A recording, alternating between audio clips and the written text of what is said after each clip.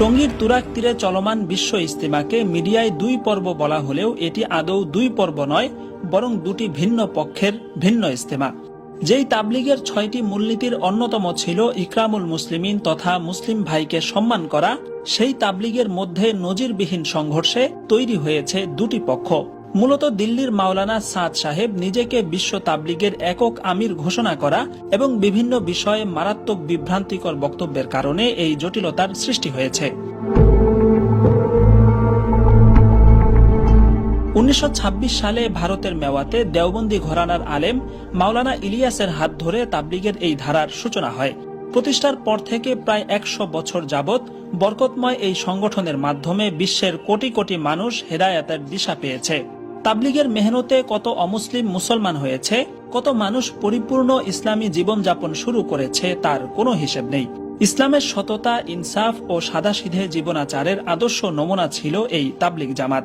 এটি ছিল একমাত্র সংগঠন যাদের ব্যাপারে বিএনপি, আওয়ামী লীগ, জামায়াত, জাতীয় পার্টি দলমত নির্বিশেষে দেশের সমস্ত মানুষ যাদেরকে ভালোবাসত। বিশেষ করে বাংলাদেশের বিশ্ব ইজতেমা হজের পর পৃথিবীর মুসলিমদের বৃহত্তম জামায়াত, যার মধ্য দিয়ে বিশ্ব দরবারে বাংলাদেশের ভাবমূর্তিও উজ্জ্বল হয়েছিল। সমস্যার উৎপত্তি ২০১৪ সালে তাবলিগের শীর্ষ মুরব্বী দিল্লির মাওলানা জুবাইরুল হাসানের ইন্তেকালের পর থেকে। তখন এই মাওলানা সাদ সাহেব অনেকটা প্রধান মুরব্বীর ভূমিকায় অবতীর্ণ হন এবং একের পর এক বিভ্রান্তিকর বক্তব্য দিতে শুরু করেন, যার মধ্যে অন্যতম হচ্ছে ক্যামেরা মোবাইল পকেটে নিলে নামাজ হবে না, যে আলেমগণ ক্যামেরাওয়ালা মোবাইল রাখাকে জায়েজ বলেন, খোদার কসম তারা গাধা গাধা গাধা।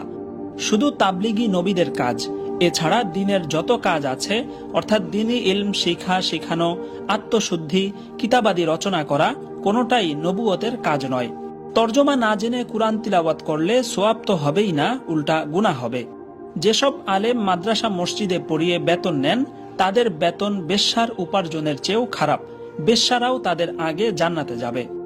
এই ধরনের ভয়ানক বক্তব্যের কারণে উপমহাদেশীয় মুসলিমদের শীর্ষতম ধর্মীয় কেন্দ্র দারুল উলুম দেওবন্দ থেকে মাওলানা সাদ সাহেবের বক্তব্যকে ভ্রান্ত বলে ফতোয়া দেওয়া হয় এবং তাকে এগুলো প্রত্যাহার করার আহ্বান জানানো হয়। সমস্যার আরেকটি কারণ হচ্ছে তাবলিগ মূলত পরামর্শ বা মশওয়ারা ভিত্তিক একটি জামাত হলেও মাওলানা সাদ সাহেব নিজেই নিজেকে আমির ঘোষণা করে বসেন। একদিকে বিভ্রান্তিকর বক্তব্য, অপরদিকে নিজেকে আমির ঘোষণা করার দ্বারা বরকতময় এই জামাতের মধ্যে নজিরবিহীন অস্থিরতা সৃষ্টি হয়। সে সময় হঠকারিতা ছেড়ে মূল ধারায় ফিরে আসার জন্য ভারত, পাকিস্তান এবং বাংলাদেশের শীর্ষ ওলামায়ে কেরাম মাওলানা সাদ সাহেবকে একাধিকবার মৌখিক এবং লিখিতভাবে আহ্বান জানালেও তিনি তাতে কর্ণপাত না করায় পরিস্থিতি চূড়ান্ত আকার ধারণ করে।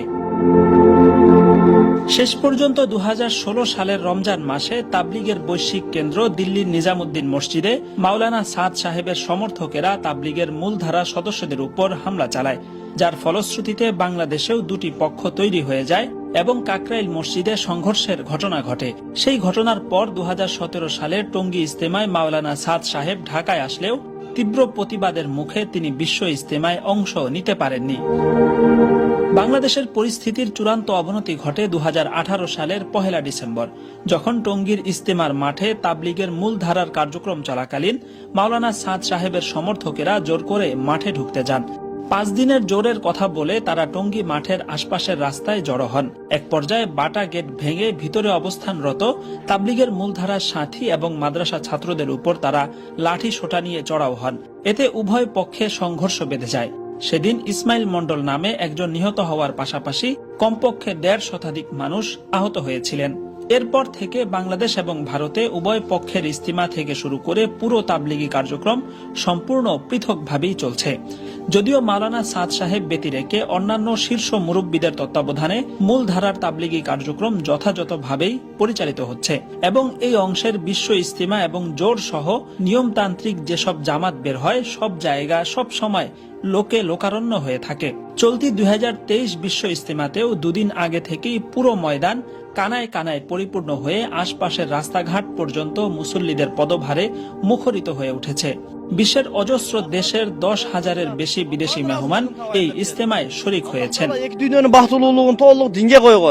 মিডিয়ায় ইচ্ছায় বা অনিচ্ছায় এটিকে ইজতেমার প্রথম পর্ব বলে প্রচার করা হলেও এটি আসলে কোনো পর্ব নয়, বরং মূলধারার তাবলিগের একমাত্র ইজতেমা। অবশ্য পরবর্তী সপ্তাহে মাওলানা সাদ সাহেবের অনুসারীদের নিজস্ব একটি ইজতিমা হওয়ার কথা রয়েছে। মাওলানা সাদ সাহেব যদি দারুল উলুম দেওবন্দের নির্দেশিত পন্থায় তার চরম বিভ্রান্তিকর বক্তব্য প্রত্যাহার করেন এবং নিজেকে একক আমির ঘোষণা থেকে সরে আসেন, তাহলে হয়তো জোর মিল মোহাব্বতের সেই তাবলিগকে আবার একসাথে এক কাতারে দেখা যাবে।